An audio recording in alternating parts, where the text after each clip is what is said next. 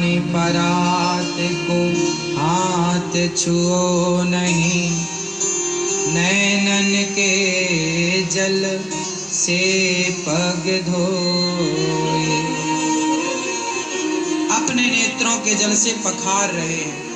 यदि भगवान भक्त के लिए रोते हैं तो भक्त को भी भगवान की याद में दो आंसू जरूर बहाना चाहिए। क्या लाए हो? सुदामा पोटरी छिपाने लगे। मुट्ठी भर चिवड़ा लाए थे, चावल का सूखा हुआ पोहा, चिवड़ा।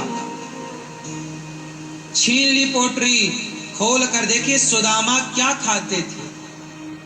4 घर से सुशीला मांग कर लाई ना, तो चिवड़ा मिला था। चिवड़ा समझते हैं? पोहा। चावल को एक प्रोसेस के द्वारा पोहा में तब्दील कर दिया जाता है। पुराने भारत में दही चिवड़ा खाने की परंपरा थी। आज भी बिहार में, यूपी में बाल भोग नाश्ते में लोग दही चिवड़ा ज्यादा पसंद करते हैं। दही चिवड़ा पहले संपूर्ण भारत में दही चिवड़ा खाया जाता था। सुदामा जी चिवड़ा लेकर के गए थे।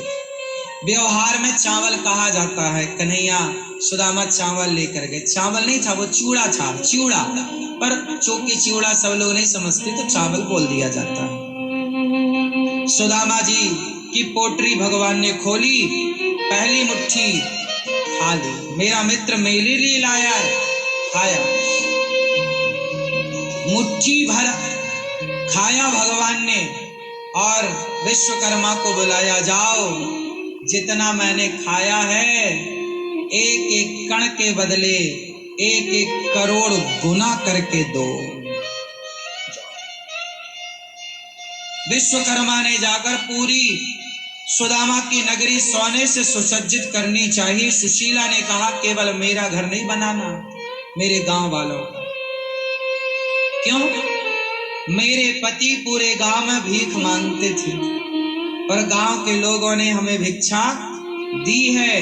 हम इनके टुकड़ों पर पले हैं, हम अपना घर नहीं चाहते, पहले इनका, जिनके टुकड़ों पर हम पले हैं। देखिए जरा, अपना भला तो सब चाहते हैं, जो सबका भला चाहता है ना, ईश्वर उसका भला करते हैं। सुदामा की पूरी नगरी सुसज्जित हो गई।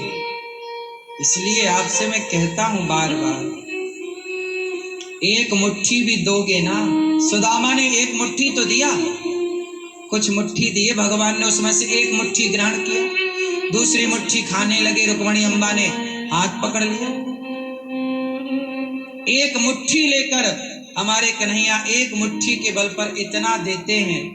तो आप लोगों ने गौरी गोपाल आश्रम में अन्न क्षेत्र बंटवाया होगा, आपने जितना दिया होगा, सोचो भगवान उसके बल पर आपको कितना देंगे।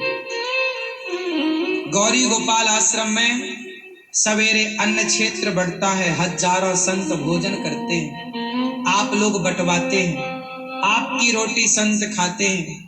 तो जब इन संतों पर कृपा होगी कभी भगवान की, तो क्या आप पर कृपा ना होगी? क्योंकि आपकी रोटी तो खाई है। हमारा पुण्य ना कभी नष्ट नहीं होता। इसलिए कहता हूं, अपनी कमाई के कुछ हिस्से को पुण्य से जोड़ते रहो।